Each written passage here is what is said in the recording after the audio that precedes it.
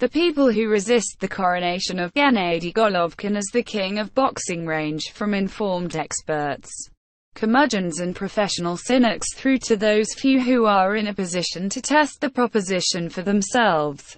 Daniel Jacobs is a proud member of the latter category.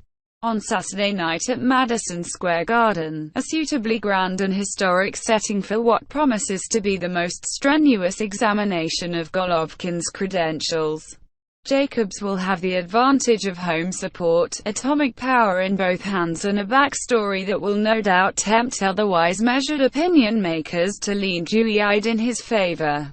His has been a journey of extraordinary heroism, much of it outside the ring.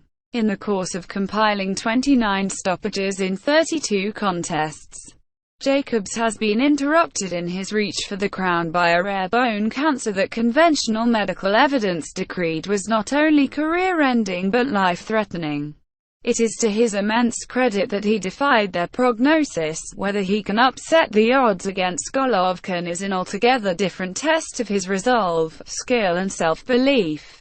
Gennady Golovkin looking to take out Canelo frustrations on Danny Jacobs. Read more. If Jacobs falls short gloriously, his legend will be enhanced. If he is beaten badly, which is probable rather than possible, if Golovkin rises to the occasion, he will have at least shared an experience that some of the middleweight division's best before him, including the Irishman Matthew Macklin, who was heading for a ringside seat after overseeing the St. Patrick's Day debut of his new signing, Michael Comlin, in the adjacent smaller arena. Macklin, one of the game's toughest customers, says he has never been hit harder than by the body shot with which the Kazakh leveled him for the count when they fought in Connecticut nearly 4 years ago.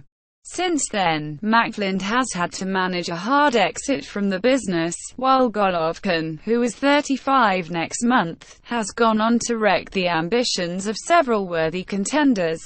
His victims include Curtis Stevens, brutally knocked unconscious by David Lemieux the other night, Lemieux himself, who took a beating for 8 rounds, Briton Martin Murray, who lasted into the 11th, the Australian Daniel Geale, stopped in 3, Willie Monroe Jr., 6, unbeaten Dominic Wade, 2, and then Kell Brook, who showed admirable heart but not enough firepower when he stepped up from welterweight to reach the 5th against Golovkin last September in London. Advertisement: all are good fighters but none in Golovkin's class. Nor, if the doubters are honest, is Jacobs. But he brings the one component that excites dreaming: power. He is a very good fighter and maybe has a little bit more power than me, the ever-smiling Golovkin said, going on to explain the science of his own considerable menace in the punch. I feel I have power. Golovkin has won 33 of 36 bouts inside schedule, 26 of them by halfway, and it is very important to me and I can feel the power in my punches. I get that from hard work and practice. Sometimes though it is not just power. It has a lot to do with timing and distance. It is not all in the punch. This is my first fight of the year. He is a tough guy and a great fighter and I am very excited for this fight and this year. He is one of the most dangerous opponents for me. He is a good boxer with good technique. I respect to him too. He is a very good man. Being a good man might have helped Jacobs sell this fight, but the test fight fans want for Golovkin is against Saul Canelo Alvarez, who is otherwise engaged preparing to meet Julio Cesar Chavez and whose connections have wriggled artfully out of a showdown with the WBC, WBA and IBF champion.